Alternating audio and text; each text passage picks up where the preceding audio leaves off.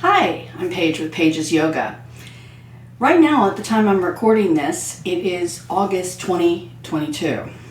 It's after the pandemic, and it's also very hot and humid here where I'm located.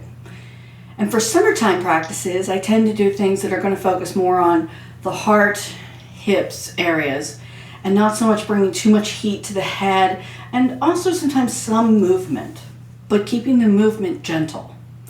So I'm going to show you what a yoga practice that I would design would be primarily focused on and the speed it would be at. And it's going to be a combination, in case you have that question, of a little bit of myofascial release. It's going to have some somatic movement, mindful movement, as well as some yin yoga poses. So that way, if you're like, well, where's this coming from? What kind of style? That's what it is. Now, yoga itself is a very ancient practice, and before we had those names to toss around, it was just taught from teacher to individual. It was taught to understand what it was doing for a person. The word yoga meaning reconnect. So what would help reconnect you? Maybe different styles and practices. And I say that just in case maybe you thought that the yoga had to be a specific type that you've seen, that we can take a moment, pause, and say, maybe. Consider. It doesn't take away from other practices that you may do at some other time, but as we entertain the idea of considering something different, we may actually make more room in our brain and in our actions to just see the possibilities of yourself. So some things you may need: a ball. Now this is an ordinary tennis ball. If you have something that's called a yoga therapy ball, it's maybe a lacrosse ball. Yes, you can use anything. A block. This is a yoga block. This is a standard 2-inch block. There's some that are half that size. And I'm going to have you put this beside you and just have it ready. We're not going to use it right away. But we're going to allow ourselves to take a comfortable seat. Now, in my seat, I'm actually sitting up already on something. This is known as a meditation cushion. But I'm sitting to the front of it. And that way my pelvis can rock and tilt. And you may have to consider that. A lot of people will look to the front and say, well, see, my knees are up and they're rounded like this. And it's like, well, but you got to get the pelvis to tilt. And that just may mean sitting higher. So if you needed and you didn't have a cushion like mine, you could sit on your block. And then you sit to the front of the block, tilt the pelvis, lift up the vertebrae, and pull the head back. Let's talk about that one, because that's a big one for me. I'll tell people, pull the head back, and this is what you'll see. No, that's still, I need your neck, if that helps you. If you put your hand back here, I need this neck to go back. That may feel strange at first. Welcome to the fact that it may feel that way, because we don't ordinarily sit like that anymore. We lean forward a lot. That's our life. But if you've been sitting a lot, maybe it's because you've been required to sit for health reasons. Maybe you're recovering from something, whether it's something that you're dealing with in a recovery center, or maybe you're doing this where you're recovering from something that's more acute. Injury, surgery, maybe even disease or illness. And even if it's not that case, maybe you've just had a hard, difficult day, and this practice is designed for that as well. So consider that in the hot, humid days of summer where this practice may fit in for you. And you're going to pull the neck back. And I have the vertebrae now directly above the pelvis. So feel that for a moment. And then we're going to allow ourselves to rock. So I'm going to round, and then I'm going to come back to neutral. Round again, and then come back to neutral. One more time like that. Round. Back to neutral. Okay, now arc the back. Arching and, okay, not to the point where it pinches. Just enough. Release. Arch. Release. Sometimes when I guide, I'll have people go, how does she know? I'm a human being. I know what it is to arc and then go, oh, too much. Don't go to that place. Okay, now we're going to put all three positions together. There's three. Ready? Round. Neutral. Head is back. Arc. I'm pushing the chest forward and then come back to neutral, round again. Now, if your temperament is already bored and you want to go faster, maybe this is the kind of practice you need. Maybe you need to slow down. You may have to deal with the part of the self that's struggling with that. That could be deeply rooted in learned behavior. So you may just see that at first and understand which part of the self is having a problem. The part of the self that could have a problem in this movement could be physical. I could feel tightness somewhere. Part of the self that mentally is finding it hard to focus, restless, irritable. Or maybe the emotional part I mentioned that went, I don't believe that this is for me because it's not quite hard enough. It's not fast enough. Stay with it anyway. A couple more movements like that. I start to close the eyes. Now, I'm not avoiding any of those responses I mentioned. If you notice any of those, feel them. Some of you may even notice other things, like I feel the hands, I feel the room. I feel myself lick my lips. I feel myself taking some deeper breath.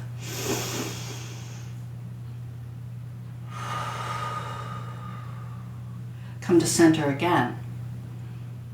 Nice. And then we're going to allow ourselves to move the neck a little bit, to work into the shoulders and the neck. We're going to take one arm out to the side. While that arm's out to the side, I'm going to turn my ear away from it. And while the ear's away, I am not looking to go to the biggest place to pull. So if you felt it had to pinch or pop, don't go there right now. Consider something different. Okay, so this is our open side. We turn the head over to this open side away from the arm. Now I'm going to lift that shoulder up and then I'm going to turn the ear towards it. And this, we're going to use a phrase, we're going to say this is tightening or allowing ourselves to scrunch it up. And that's what I'm doing with the back muscles too. It's tightening, it's lifting, it's lifting, it's lifting. Release it. Hold in the release. Did I really release is the question. Okay, tighten it, scrunch it up. Continue to breathe. Okay, release it. Check on that. Did I release completely? Is this any part of the physical body still holding? Well, what else is holding? Is there anything mentally, emotionally? Tighten it. Release it. Tighten it again. Maybe close the eyes. Release it. Let's do that one more time. Tighten it.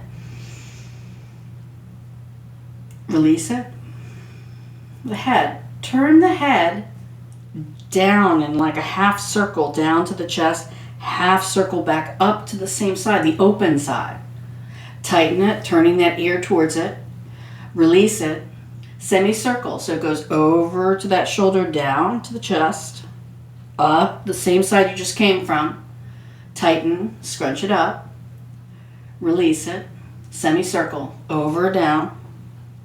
Back up, tighten it, release it, turn the chin down, turn the chin up, tighten it, release it, turn the chin down, turn the chin up, and then let that go.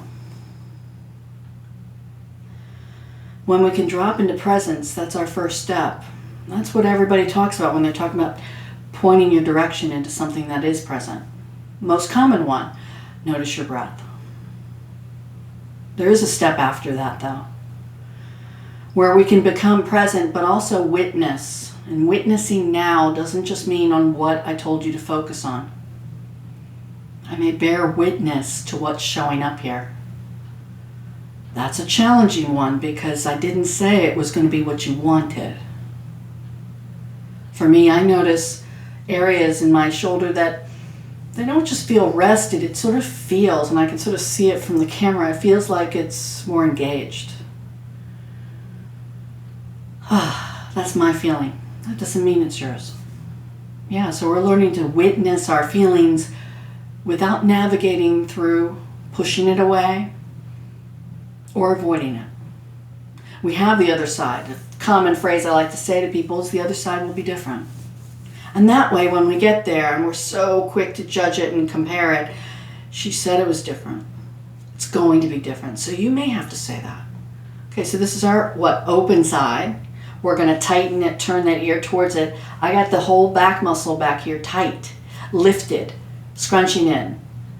And now, release it. Go ahead and tighten it. Release it.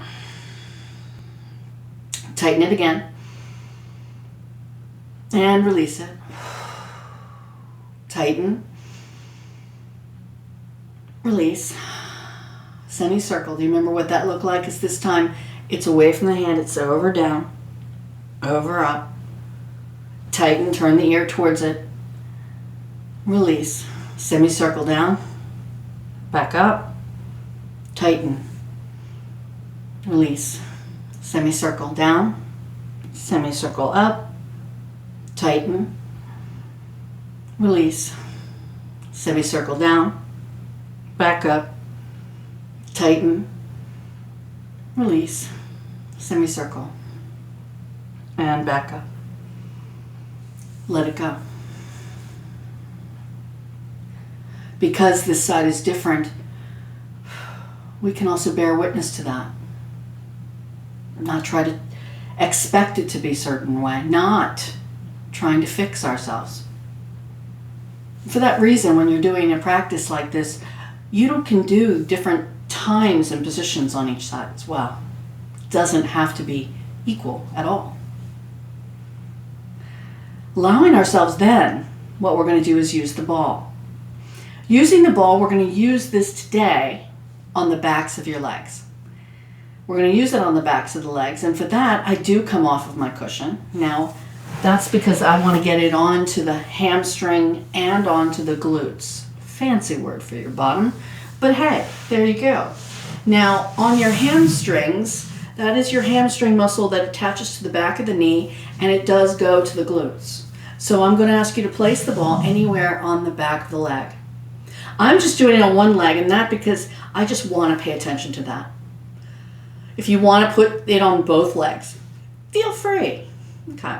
And here's the thing about it. I don't need you to go to the biggest place where it hurts. I'll see people try to roll on it.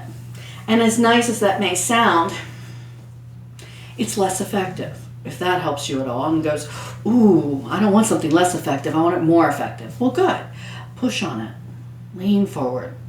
Find just enough of an edge where you're like, that's where I feel it, but I'm not locking my body. This is essential to this practice today. This practice is learning how to navigate with our movement in a place where the body feels safe, peaceful. The parasympathetic body nervous system is able to relax in what I'm doing. That's a big deal. Most of us are running around all day in flight, fight, freeze. What's it like to move when it doesn't do that? If you want to move at all, wiggle. The ball's still in its one spot. I'm just wiggling. Now, if the word wiggle bothers you, you feel silly, you're around others, you're like, that doesn't fit. Good. Spell your name in cursive with the ball. Whoa. Why did that change? Because you used the part of your brain to go ahead and spell your name. Some will use this phrase, it redirected you. Of course. Let's understand what it's doing though. It could shift our mood. Maybe it doesn't have the first reaction you had. Yeah. A lot of what we're doing is that redirection of our mental body. Okay, now I'm going to move it. Your new spot could be in mine. I'll move it to the other hamstring. Anywhere back here. There isn't a wrong spot, so you don't have to have it in my spot. You can be like, where again? Anywhere on the back thigh. Hamstring muscle. Okay. This side's different, so I may have to even pause with that long enough to, Don't worry about why. There's a million reasons why. Put that aside for a moment and then decide if you're going to wiggle at all. You don't have to. You could stay there, be very effective at pressing, breathing, mindfully noticing the space that goes, which part of the self is having a problem here? Plenty of people are out there doing things where they're just doing it physically, and that's not to say it means it's less than. The problem is that that part of the brain that navigates only physical activity, well, that's it. It doesn't transfer it to the rest of the brain. So it would be interesting to consider. It's what happens when I navigate into mindful awareness of what I'm doing. You take the front of the brain at the prefrontal cortex and you process it. You say, feel the wiggle. Notice what's happening. If that bothers me, we'll give it another mental activity like sign your name. And often I joke and I go, well, if you finish signing your name, maybe you add some other phrases you need to put on there like, what the heck is that? That's so tight. Okay, calves. Below the knee, it shifts because this joint shifts. So now it's very different than when I asked you to lean forward. In this case, on the calf, if I lean back, when I lean back, I'm going to scoot back so you can see me, I may even lift the heel off the floor. Now, for some of you, if that's too intense, put the heel back down. But allowing myself just to hold that there. I'm not going to roll it because it's less effective. Everybody's going to be tight here. So if everybody's tight there, say, I hate to burst your bubble then, that would mean you're normal. Okay. Doesn't mean we accept that, but what we're already doing is going to help it. I know, you'll sit there and go, well, Paige, what can I do to avoid that being tight? You won't. The chances are you won't. The back of our body is often tight because we're human beings. We learn to sit up. Sitting up and erect. It's something that human beings learn to do. It means every back part of your muscle, every part, has to hold you up to get the pelvis to sit erect. So by saying, how will I ever avoid tightness? Well, I can shift that line of thought and say, why would you ever want to avoid being tight? Because that may mean that you wouldn't sit up. What we are doing with the ball is called myofascial release. So the fascia is wrapped around that tissue and we're pressing on it. We're not stretching it. Pause for reaction, because I get a lot of people, even those in the physical fitness world, who think that we're stretching. We're not actually. Where I've got the ball is actually shortening it. It's slacking it is the correct phrase.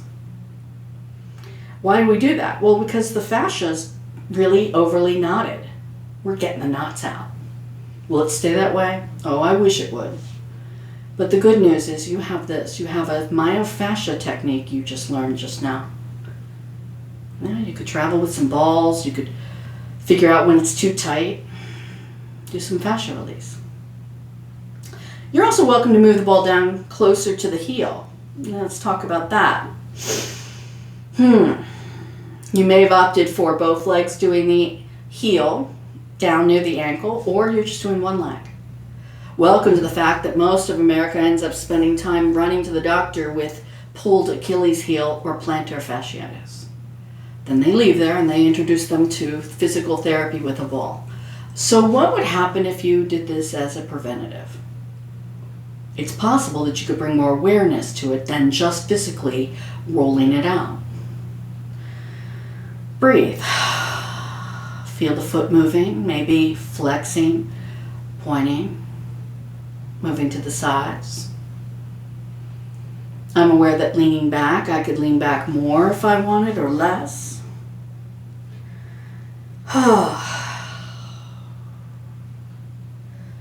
Because it doesn't mean a thing if I don't change the nervous system with it. I can go all day long physically doing this, but then if my body just returns to flight, fight, freeze, I haven't trained my brain to give what's necessary to the body to release.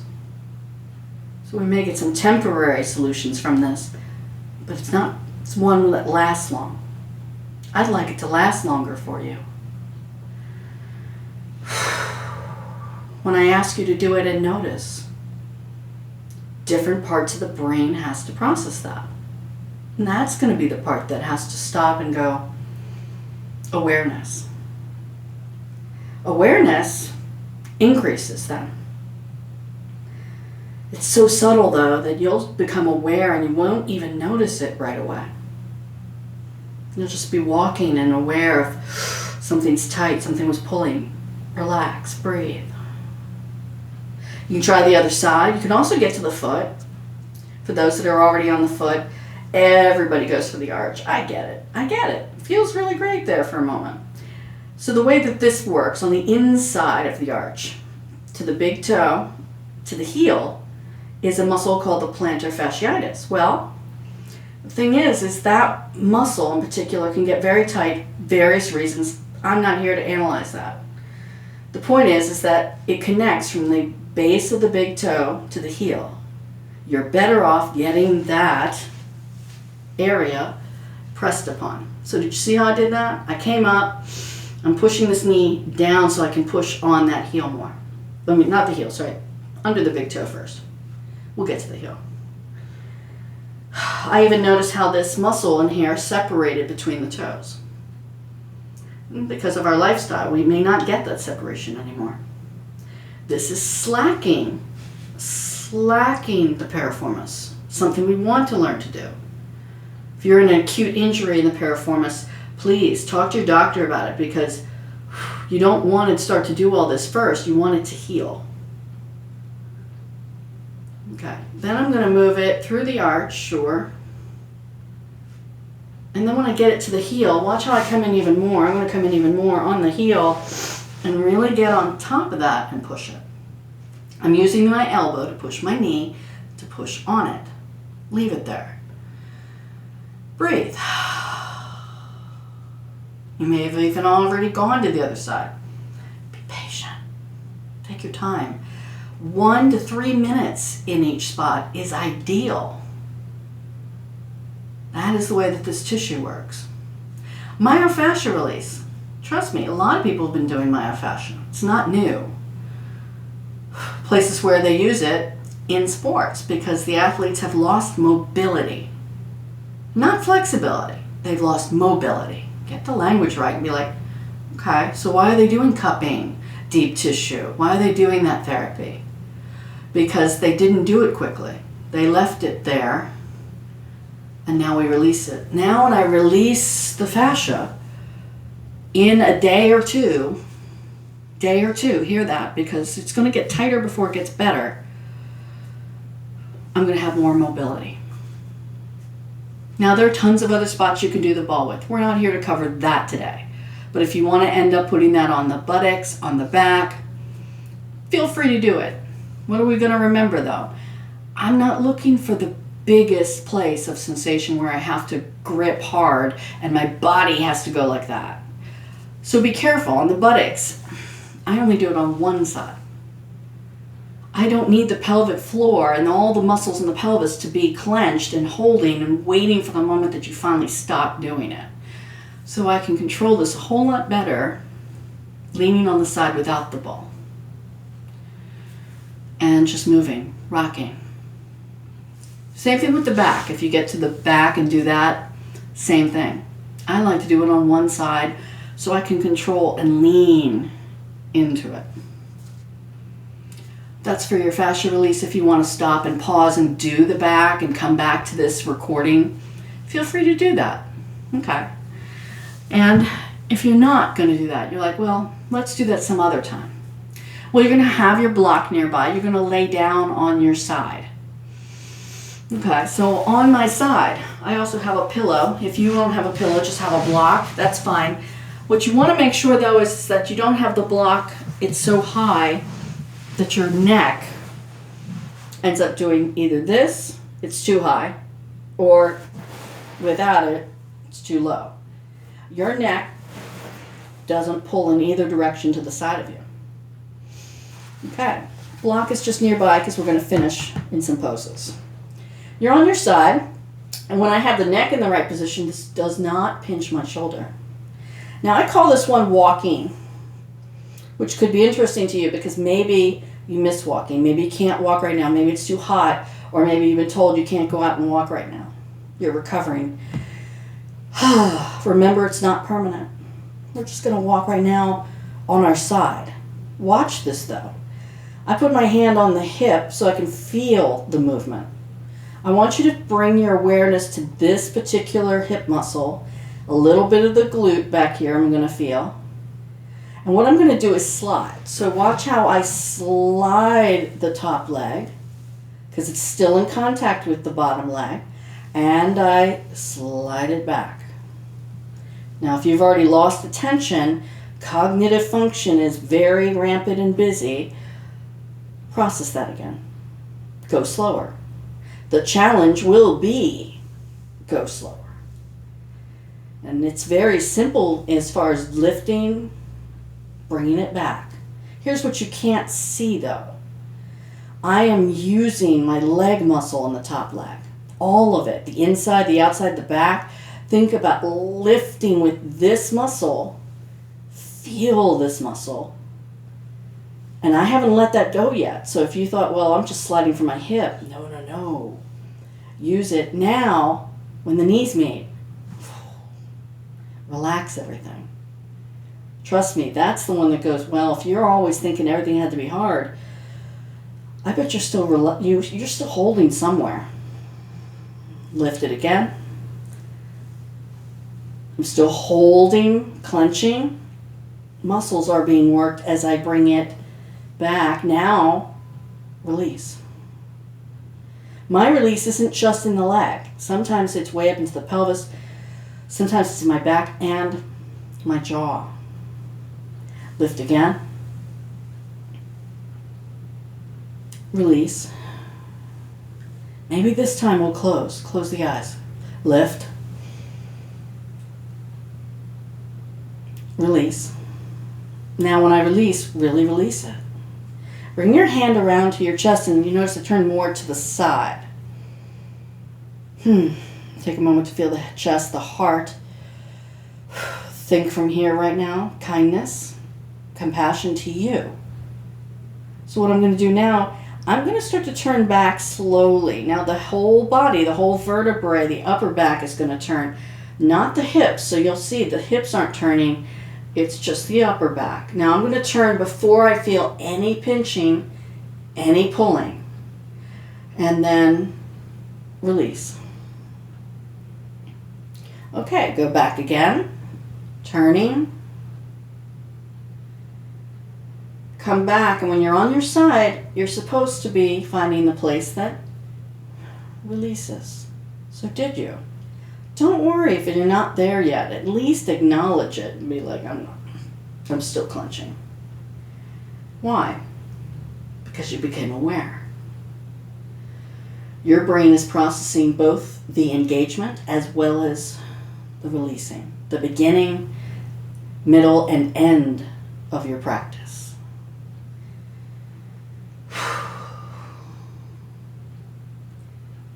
Good. And then back to release.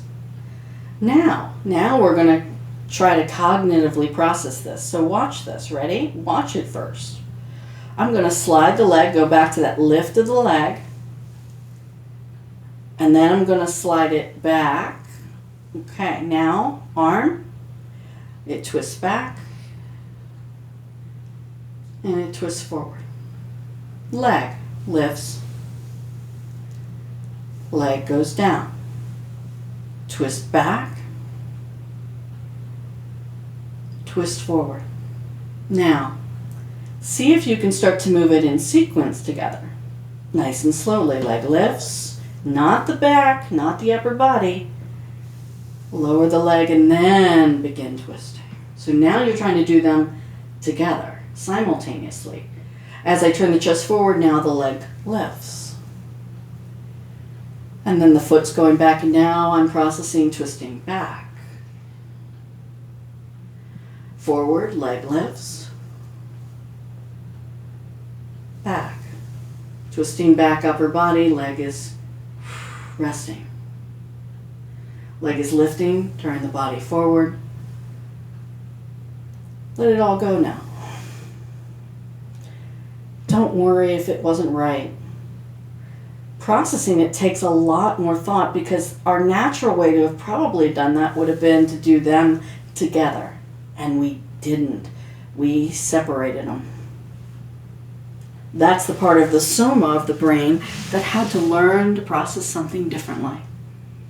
Even just by trying it, considering it, that was bigger than denying it, pushing it away.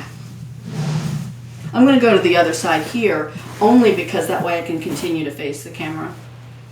You may decide to turn away from it and listen to the instruction instead of watching it.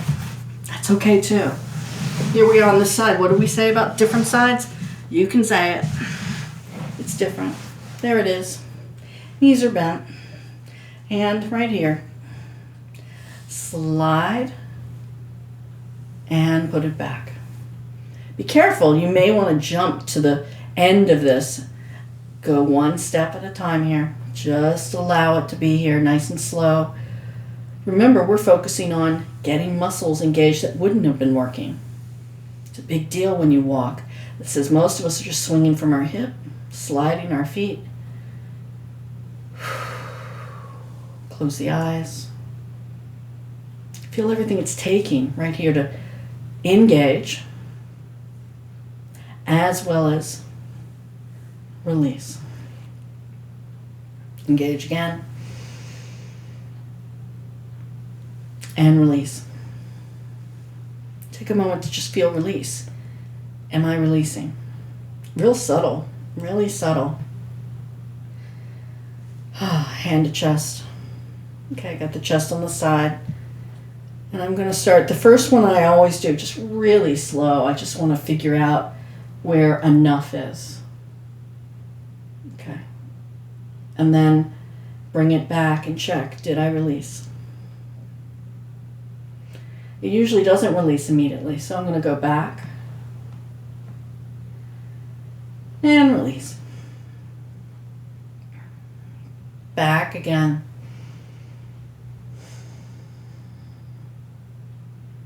And release. Good. One more time.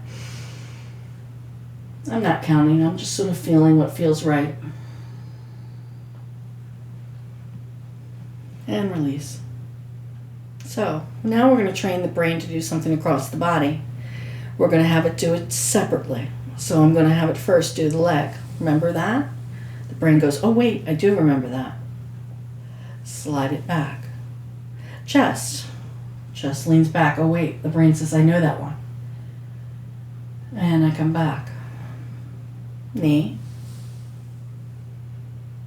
What is it like to be patient and learn how to process? Cognitive processing. The hard part of that is when you think you're doing it, but you're not. So take a look at it. Lift the knee. Let's do it together. At the same time, we switch it. Turning, twisting back while the knees come together. While the chest starts to come back forward, now the knee lifts. And now while the leg goes back, chest leans back.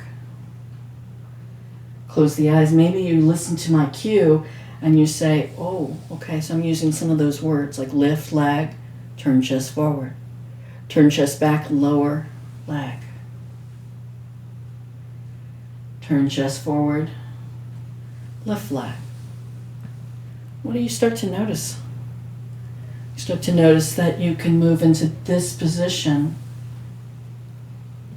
It's become something the brain has learned.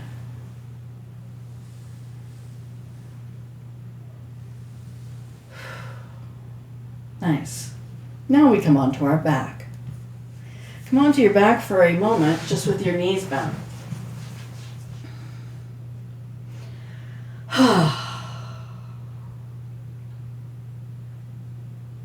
Just to bear witness to right now. It's so easy to bear witness and judge, so trying to look and not judge. I did move my pillow because I do want to have my head down now on the floor. If you're like me, I wear a ponytail. I may need to consider taking that out. Got my block now. Okay.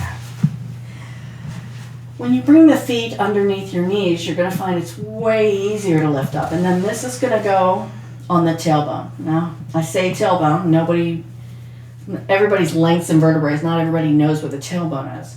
This is more on the buttocks than it is on the back. This would be low back.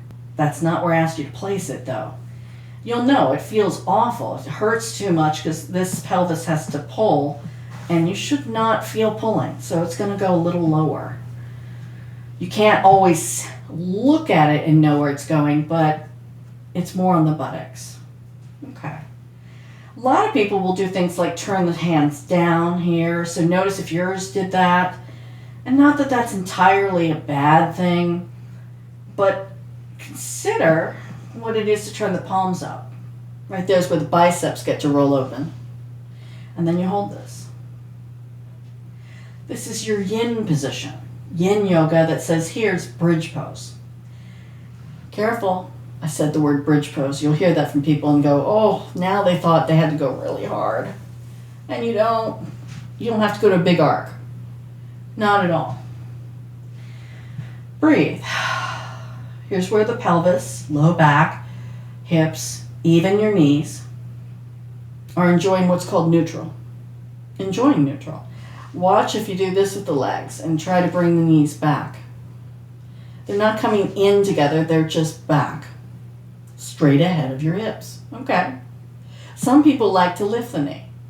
And this could be scary for some people. I see it all the time. They're scared to do it. They're like, how can I do that? How can I do it? Well, what you can do is just try one leg. And then see if, the fear was that I thought it was going to be really hard. But actually, when the pelvis is in neutral, I can lift the legs.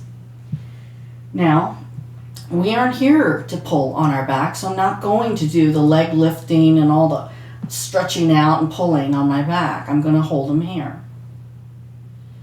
God. For some of us, we like to take the legs up. Okay.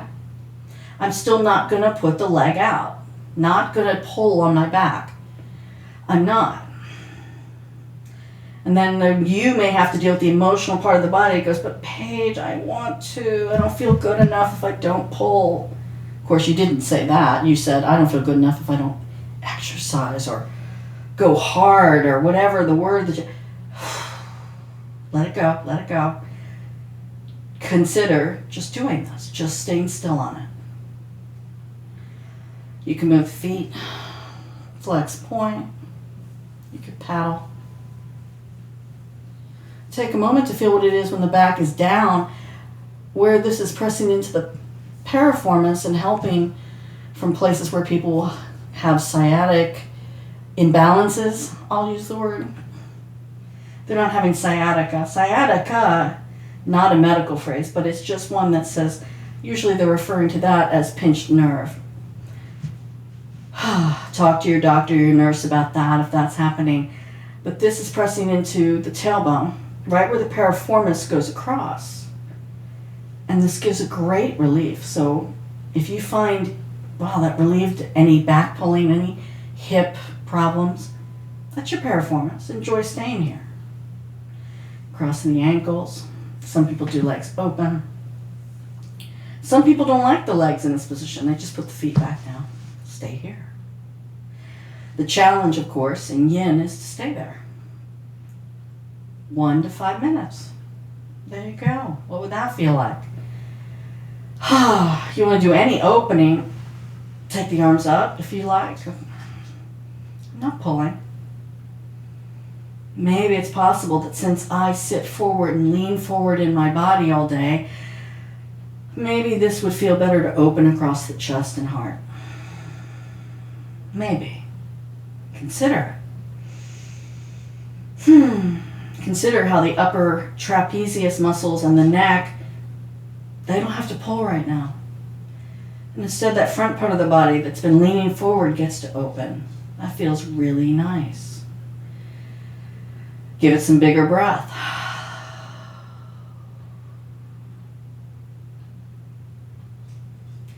As we start to settle, we settle down now into a resting position. This is your restorative position. For a hot summer day, I'm going to suggest for your hot summer day that you do something that maybe lifts the feet. Maybe higher than your heart. Not tons, but a little bit higher. Now that can be with the block. That could put the block underneath your feet. I would recommend 2 blocks for that because you'll see people try to do it like this. Yeah, that's too tight and that has to pull. So, okay, so find 2 blocks. Find a blanket. Find more pillows. I may even go over to the couch and lift the feet up this way. Now watch that because I wouldn't even advocate completely with this with the straight legs. I want to get in closer. Bend the knees. There you go. So much better. Good. I don't want to be so close that I'm up like this up on the couch or the wall, but I want to be able to lift the knees higher than my hips. Other ways that you can also consider when you lie down, your blanket underneath your neck. You remember that one where I said push the head back? This neck could use some help. And often I tell people, get it this way, underneath your neck, and then lie down. You'll see that there's a big difference. You'll have to see on how thick that is and where that is. But when the neck can lay back, chin isn't up, chin isn't down. There it is. Neck is back. So you're in your resting position right now. Go ahead and assume that resting position as I bring my bowls out. 2 very simple metal bowls today. Oh yeah, I've got other bowls. You can see them. They're back there.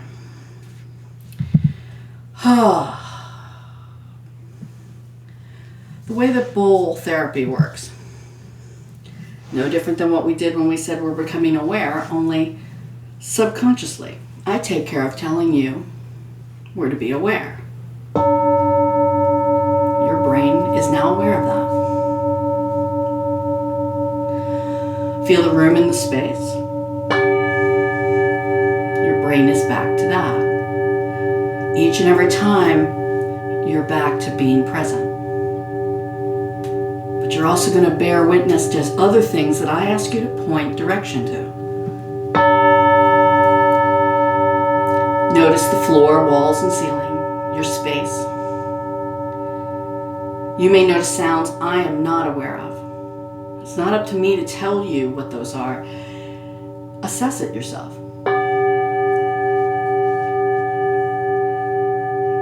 Does that need an action from you?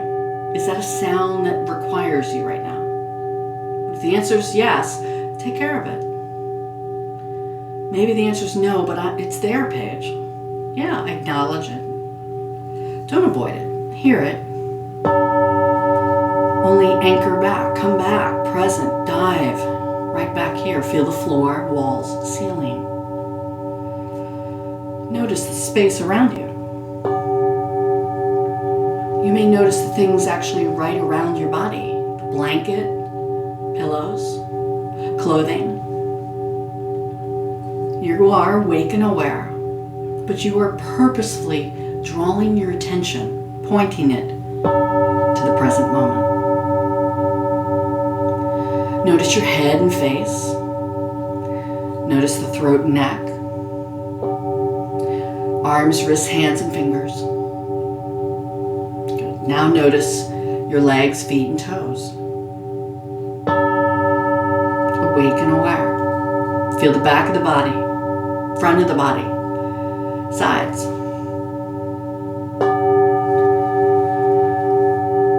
Notice the space around you, the space within you, turning inward more and more. Notice the breath. Breath in, breath out. Breath in, breath out. I notice breath in. I notice breath out.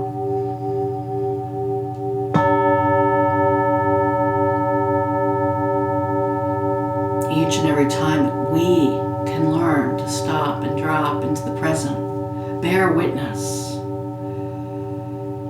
we can notice. And as we start to notice, we can start to see what needs our attention, what doesn't need our attention.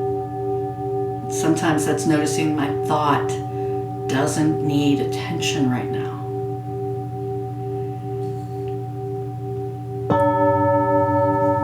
Which is exactly what I'll find myself saying. I'll say, does that need attention right now? No. It's usually right there in that comment that it stops. Hear the bowl. Feel your head and arms and legs.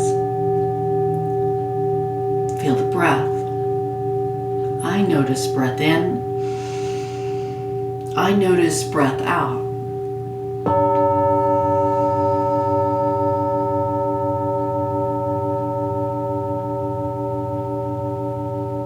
As I do, I challenge you to consider points today, where you can take just one element, one new thing you considered today and try it again.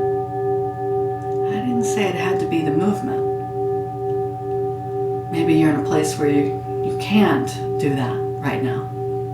You're considering putting away so much movement right now. But you can drop into presence. One breath in, one breath out. While you sit or lie down, awareness of where your body is, your neck, your hips, your shoulders. Breathe. Aware of the room, the space, yourself in this moment.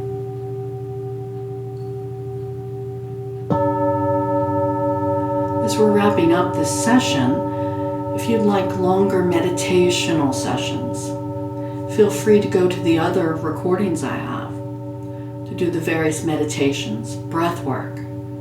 Feel free to add on to that as well. So I like to say, have a good day for no reason. And that's in line with the purpose of yoga. To reconnect is to realize that sometimes the purpose and meaning that we have in life, sometimes it's connected to our thoughts, and thoughts are not facts. That means that sometimes I associate the outcome of things. If this happens, then I'll be the other. If this pose works well, I'll be happy. But that's actually not true. It's not rooted in that. It's exactly why when we practice an asana-based yoga, we're using poses to observe ourselves, our reactions, our thoughts. To learn what is true. To learn what I thought may be true but isn't. And when it isn't, when it is. I hope you have a good day for no reason.